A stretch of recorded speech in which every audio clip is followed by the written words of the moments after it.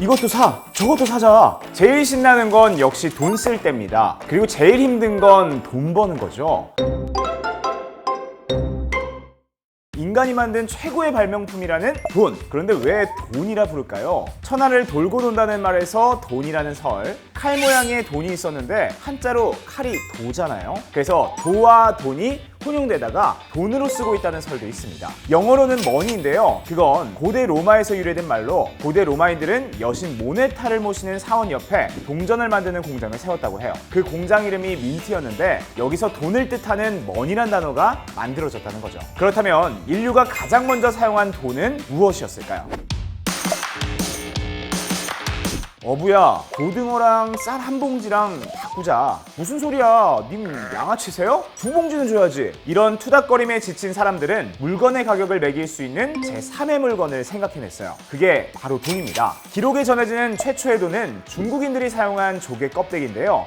그 흔한 조개 껍데기를 돈으로 쓰면 날 잡고 바다 한번 가서 싹 쓸어오면 되는 거 아니야? 싶잖아요. 하지만 그럼 돈의 가치가 없겠죠. 더운 지방에서만 나는 자안패라는 아주 귀한 조개를 돈으로 쳤어요. 남아메리카에서는 카카오 열매, 농경 지역에서는 곡식과 옷감을, 가축이 재산인 유목민들은 동물을 돈으로 사용했습니다. 아프리카와 지중해 지역에서는 소금을 돈으로 썼는데요. 이렇게 물건을 돈으로 사용하는 걸 물품화폐라고 합니다. 하지만 물품화폐는 치명적인 단점이 있었어요. 가지고 다니기 어렵고 물품이 상할 수 있었죠. 그래서 선택한 것이 금속. 중국인들은 구리로 만든 쟁기 모양의 포전과 철로 만든 칼 모양의 돈인 도전을 만들었고요. 우리 선조인 고조선 사람들은 자모전이라는 돈을 사용했어요. 유럽과 아프리카에서도 철로 만든 돈을 사용했죠. 하지만 철 화폐도 문제가 생겼어요. 습기에 약해 녹이 슬어버리는 겁니다. 그래서 찾아낸 게 바로 금과 은이에요. 반짝반짝 블링블링, 색도 예쁘고 녹이 안 슬어 딱이었죠. 처음에는 대충 덩어리로 뭉텅 잘라서 썼습니다. 당연히 크기와 무게가 제각각이었죠. 거래할 때 저울이 필수였습니다. 그런데 일일이 무게를 재면 시간도 오래 걸리고 귀찮잖아요. 그래서 똑같은 모양과 무게를 가진 금과 은 덩어리를 만들어내요. 그게 동전입니다. 최초의 동전은 2500년 전, 지금은 튀르키예인 리디아 제국에서 태어났어요. 리디아는 그리스와 페르시아 양쪽과 무역을 하던 나라였는데 그러다 보니 상업이 발달했죠. 이런 나라일수록 물건을 사고 팔기 편리하도록 돈이 필요하기 마련입니다. 그렇게 동전이 만들어진 거죠. 리디아의 동전은 엄청난 인기를 끌었어요. 동전을 발명하면서 무역이 더 발달한 리디아는 지중해에서 손꼽히는 부자 나라가 됐죠. 잘 나가다 보니 어깨 뽕이 들어가서일까요? 페르시아를 괜히 공격했다가 오히려 546년 멸망하게 됩니다. 하지만 동전은 유럽으로 흘러들어가 나중에 그리스 로마인들이 동전을 만드는 데 영향을 줬어요.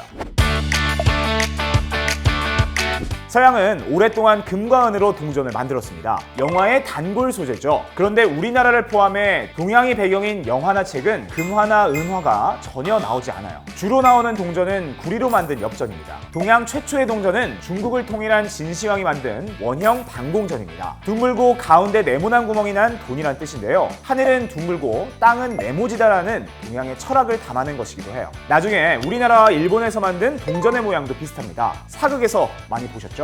저 구멍에 끈을 연결해서 여러 개 갖고 다니는 겁니다. 그리고 현재 화폐 단위가 우리나라는 원, 중국은 위안, 일본은 엔이잖아요. 발음은 다르지만 모두 둥글다는 한자어 원이라는 단어를 쓰고 있습니다. 우리나라 최초의 동전은 996년 고려 성종 때 만든 권원중부예요. 하지만 초반에 이런 동전은 환영받지 못했어요. 1423년에는 세종대왕이 조선통보라는 동전을 만들었지만 백성들이 사용하지 않았죠. 다 이유가 있습니다. 곡식과 옷감을 화폐로 잘 쓰고 있었거든요. 직업엔 귀천이 없는 법인데 당시엔 귀천이 확실히 있었습니다. 산업공상이라고 글 공부하는 선비, 농사짓는 농부, 물건을 만드는 장인, 그리고 마지막으로 물건을 사고 파는 상인. 이게 계급의 순서였어요. 상인이 가장 천한 직업이었기 때문에 상놈이라는 명칭이 생겼다는 이야기도 있습니다. 국내 상업이 시원치 않으면 해외 무역이라도 발달해야 하는데 조선은 그마저도 엄하게 단속해서 상공업이 발달하지 않았어요. 그러니 굳이 화폐란 게 필요하지 않았죠. 최고의 화폐는 곡식이고 그 다음은 옷감이었어요. 옛날엔 다들 살 집은 있었잖아요. 그러니 먹을 것과 입을 것이 가장 필요했겠죠. 그러다 두 번의 큰 전쟁이 일어납니다. 바로 임진왜란과 남자호란. 전쟁으로 전국의 논밭이 쑥대밭이 됐죠. 당연히 쌀 생산량이 줄었고 농업만으로는 살아갈 수 없겠다 느낍니다. 자연스럽게 상업과 공업이 발전하기 시작해요. 그동안 꽁꽁 막던 해외 무역도 적극 권장했죠. 새로운 동전, 상평통보가 만들어진 것도 이때였어요. 상공업은 돈으로 주고받는 게 훨씬 편하잖아요. 그렇게 상평통보의 인기가 점점 높아집니다. 사극에서 흔히 보는 그 돈, 흔히 엽전이라 부르는 게 이거예요. 상평통보는 금액 순으로 양, 전, 푼 이렇게 나뉘는데 각각 10배씩 차이가 나고요. 한 양은 10전, 100푼의 가치가 있는 거죠. 한 푼 줍쇼 할 때 한 푼이 이겁니다.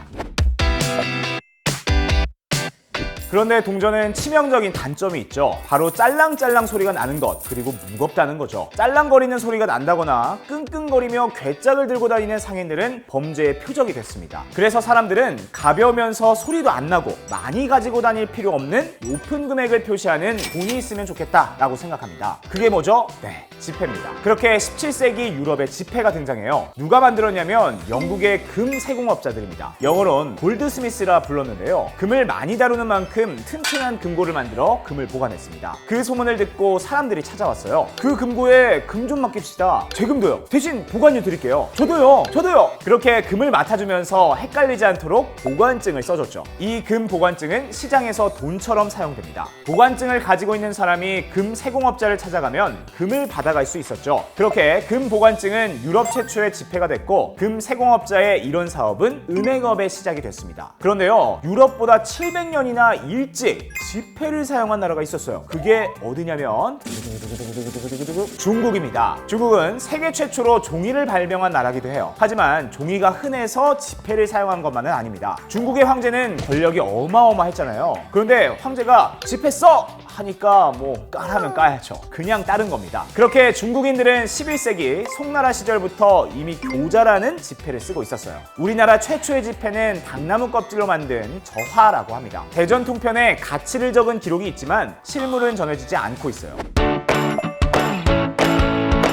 지금 사용되는 우리나라의 화폐는 총 4번에 걸쳐 만들어졌어요. 첫 개혁은 우리 의지가 아니었습니다. 일제 통치 아래였던 1905년 일본 화폐인 제1은행권이 법화로 공식 인정되면서 명칭이 우리 화폐 단위인 원에서 일본의 화폐 단위인 원으로 변경되었고 한국 화폐인 구화폐와 일본 화폐인 신화폐가 2대1로 교환되기까지 했습니다. 우리나라의 주도하에 이루어졌던 독자적인 화폐 개혁은 한국전쟁이 일어난 해였죠. 1950년이 최초입니다. 한국은행은 업무 개시 13일 만에 한국전쟁이 일어나자 피난지인 대구에서 처음으로 한국은행권을 발행해요. 하지만 이때는 전쟁 중에 불법으로 발행된 화폐와 북한 화폐의 유통으로 경제가 어지러운 탓에 제대로 이루어지지 못했죠. 이후 2차 화폐 개혁은 1953년 2월 17일 한국전쟁 중에 남발된 통화와 인플레이션을 수습하기 위해 진행했어요. 화폐 단위가 원에서 환으로 변경되고 100원이 1환이 되는 시기였습니다. 1환, 5환, 10환, 100환, 1000환 모두 5종류였어요. 1962년에 이루어진 3차 화폐 개혁은 재정 적자를 해소하고 경제개발 자금을 마련하기 위해 시행했습니다. 화폐 단위를 환에서 다시 원으로 변경하고 10환은 1원이 되는 형식이었습니다. 경제 규모의 확대와 물가 상승을 고려한 거죠. 1970년대 이후부터는 경제 성장으로 더 단위가 큰 돈이 필요했습니다. 1972년에 5,000원권, 1973년에 만원권, 1975년엔 1,000원권을 발행했고요. 5만원권은 발행 비용을 줄이고 금융거래를 편리하게 하기 위해 2009년에 만들어졌습니다. 그런데 현금을 쓰다 보니 불편함이 생겼죠. 잃어버리면 이름이 쓰인 것도 아니니 내 거란 증거가 없어요. 만약 불이라도 나면 그냥 다 타버릴 테고요. 여러 가지 불편함을 느끼던 중 세상에 신용카드가 나옵니다. 신용카드가 있으면 현금을 내지 않고도 외상으로 물건을 사거나 서비스를 받을 수 있죠. 그런데 이제 카드도 필요 없습니다. 모바일 결제 서비스가 등장하면서 스마트폰만 있으면 돼요. 전자금융과 전자상거래가 발달하면서 실물화폐 대신 디지털화된 숫자로 저장하는 화폐도 생깁니다. 전자화폐, 디지털 화폐라 부르죠. 여러 종류가 있는데 크게 IC칩에 정보를 저장한 IC카드형과 인터넷 가상 공간의 정보를 저장한 네트워크형으로 나눕니다. 삼성페이, 네이버페이, 카카오페이도 이 방식이죠. 세계를 뒤흔든 비트코인, 이더리움, 리플 같은 암호화폐도 네트워크형 전자화폐의 일종입니다. 암호화폐의 바탕엔 블록체인이라는 기술이 깔려 있는데요. 기존 거래는 은행이 모든 장부를 관리했다면 블록체인 방식은 참여자 모두가 장부를 가지고 투명하게 거래하는 겁니다. 개인의 참여로 이루어진다고 할 수 있죠.